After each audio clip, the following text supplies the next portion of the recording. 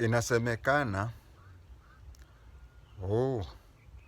KICC inauzwa, kina nakuja nasema KICC inakodeshwa,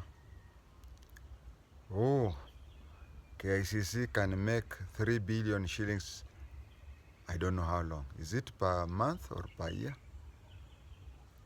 or even per day? But it can make profit of 3 billion shillings. Sijui nini, but we don't know. KICC from 2013 was made a parastatal under the Ministry of Tourism. Sasa KICC ni parastatal. Whether it is being sold or hired or anything, we will find out. But what I am sure is how KICC started. Maneno ya 60s, 70s and 80s, wachia mimi. In 1967, the then President Mzee Jomo Kenyatta set out a commission to investigate whether we could have a conference center and such facilities. The government had a plot where the KICC now stands. And that is when the construction started in either late 72 or early 73. I remember seeing it. When it was being constructed, there are some things I cannot explain because I am aware of several old houses which were built those years, where you decide to build so many floors and later on you add more floors. Nowadays, jaribu tu hata kuongeza moja. Build a house of 4 floors, ongeza kamoja kawe 5. It will come down. Now that one needs somebody, an expert in construction. As for me, I'm an expert in historical facts. So this building, if you look at it, I do not understand some things. You know, when the whole concept began, engineer Ruben Mutiso was there. He was the government consultant, but they brought in an Israelite to do it. You know, those days, nowadays, when the government wants to construct something, it gives out the tender, it gives everything, then the company does everything. But those days, whenever the government had a business, they used to have a local engineer being there following it throughout. Ruben Mutiso, he now stays in Ngong, karibu na hizo turbine. I know him and he knows me. I have given him security consultants before, and even now if he requires, he calls me. He has my number. Ruben Mutiso, engineer, one time told the press that the concept of KICC was a male donkey's genital. I don't know, you know, he's a Mkamba, guy named Gevinya. But the truth of the matter is, the concept of the building was one but divided into 2. There is this flower that is called tulip flower. So on one side, it was to show a tulip flower before it blooms.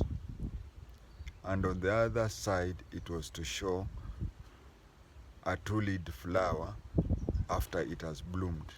Now the one which has not yet bloomed is the one which later was made an amphitheater. The one which it has bloomed was made, it was to be maybe 10 or 20 floors. Then they decided to add it until it reached 32 floors. By that time, the tallest building by then was Hilton Hotel. Hilton Hotel was constructed in 1969.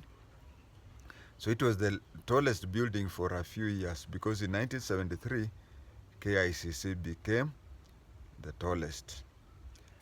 As KICC was being constructed, you know, from 1969 to the time, to 1969 to the time when they started constructing it in 1973, there was only one ruling party. You remember, that is the time when the government banned KPU. So we had KANU as the only political party, and then somehow we don't know what happened, because kiwanja ni ya serikali, Ministry of Tourism. The money to construct KICC, Kibaki was then the Minister for Finance, alitoa kwa budget, ile budget wanasoma June, the funds were from there. So the construction, but then the house, as it was being constructed, I was in primary then, we used to hear it being called KANU building. KANU building. Those days, there was a very thin line between the national government. You know, nowadays we have two levels of government. We have the national government and the county government. Those days we had two levels of government. We had the national government and the local government. Local governments were the councils: city council, municipal council, town council, county council. So those days, the kiwanja belonged to national government, Ministry of Tourism. The money used to construct KICC was budgeted from the budget itself. It never went to the Ministry of Tourism and went and it went just straight from the parliament. Mr. Speaker, sir, I now move to read to the financial estimates. Money was directly removed from the central exchequer to build that building. And as the building was coming up, somebody said, can't we add floor? Can't we add floor? Can't we add floor? Several floors were added. If you ask me how many floors, I will not tell you, because I do not know. But what I know is several floors were added. It even reached a place they said, hey, why can't we put there a rotating hotel? Yes, before you reach the top, there was a rotating hotel, which means that if you are seated in the morning facing the east, you are just seated in that seat, it will rotate slowly and you will not notice. So that by evening, you will still face where you are facing, but you'll have gone round or seen the whole of Nairobi. And it by then being the tallest building, I think the treasury now is taller than, I don't know. Najua mi akili yangu ili stop 1990. So what happened was that it could roll, and the government used to use a lot of money in that. So there's also a helipad on top. When the building, which was now called the KANU building, and as I've said, the KANU and the government was no different. Just like later, Moi and government were no different. That is why Government Road was named Moi Avenue. So KANU and government was no different. Wakatengeneza, and then in September 1973, the building was opened officially by Mzee Jomo Kenyatta. Then somehow there, the building was called Kenyatta Conference Center, KCC, Kenyatta Conference Center. There is no I. So it continued being a KCC. I remember tukifunga shule, we used to close schools on Thursday, first term. You rush home, place the report from somewhere strategic, and then rush to KCC for the safari rally. And then from there in the evening is when you'll present your report form to your parents. Now that is the place where safari rally started. And you see, previously safari's rally used to start at City Hall, just next. But because KICC had a big field, you know, City Hall, they just closed the two roads and placed there a ramp, but they found a compound at KICC bigger, so safari rally started from KICC. By then it used to be called KCC. Then one time, I don't know, you know, during those days of Cold War, they used to start rumors, propaganda, where people are being prepared for something. So it is alleged that somebody wanted to go and watch safari rally.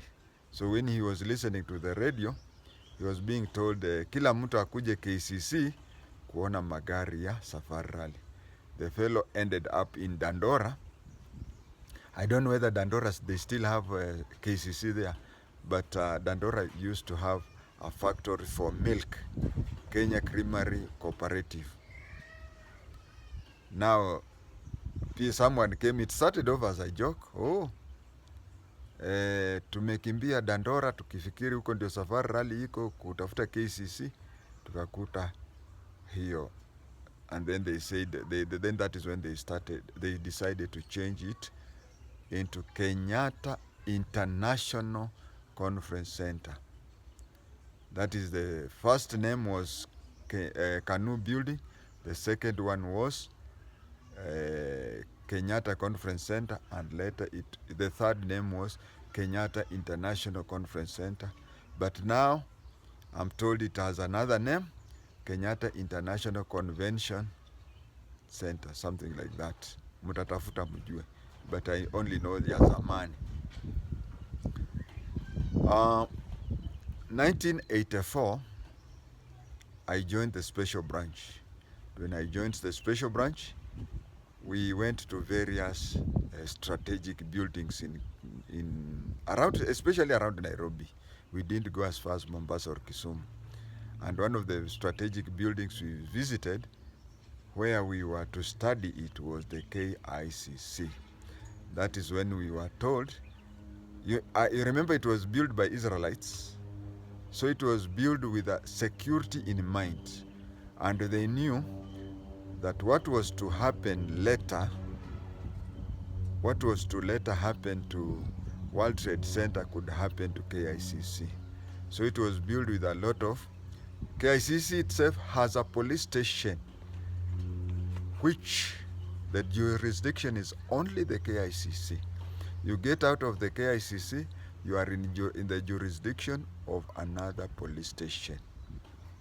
So KICC, and some time later, there is this building next to Hilton. It's called, it's belonging to this billionaire who died, Chris Kamuyu.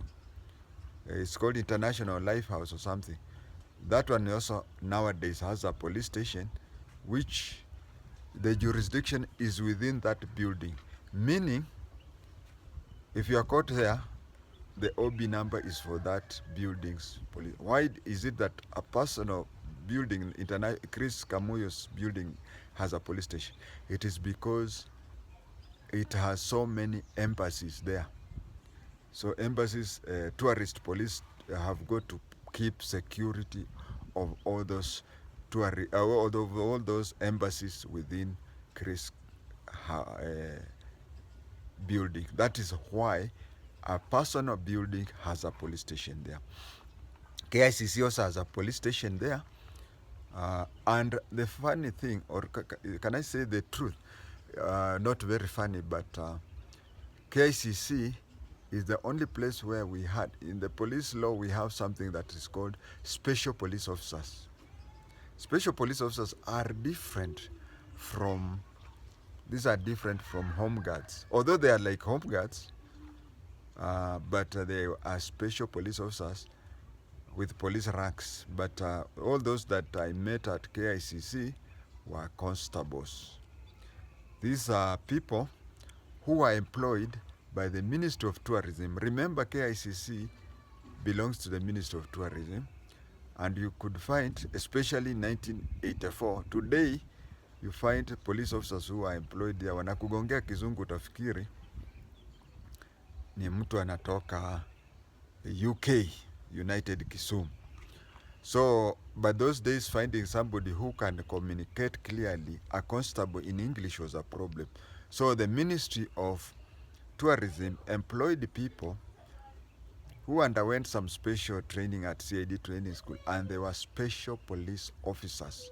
So they are within that building. Underground, everything, their bunkers and whatever are built in such a way to withstand terrorist attack. And that was in 1973, even before we heard of terrorism. Remember, it was built by Israelites. And then on top, they built a helipad. And nowadays, I think if you build a certain house that is taller than a certain level, I think there is a requirement you have to place there a helipad, so that if there is fire down here, people go and are rescued by helicopters. So as we were having, that was now 1984, 11 years after the house has been built, and here I am attending an intelligence officer's basic course. We would be taken, our course officers, our class teachers were called course officers. In Kiganja, our class teachers were called class instructors.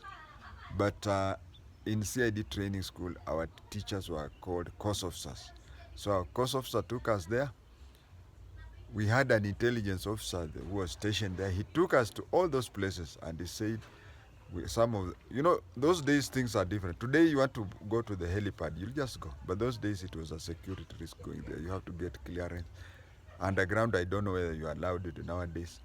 But those days we were told, you have just come when you're having a course. But even if you are working for the intelligence, if tomorrow you came and you wanted to visit that place, you'll not be given a chance. We asked a lot of questions, and I remember asking a question. He said, but how comes that when I was growing up, this building was referred to as Kanu building? Ile macho course officer aliniangalia, na ile macho huyo intelligence officer ambaye akatacha aliniangalia, but they never answered me. Thank you.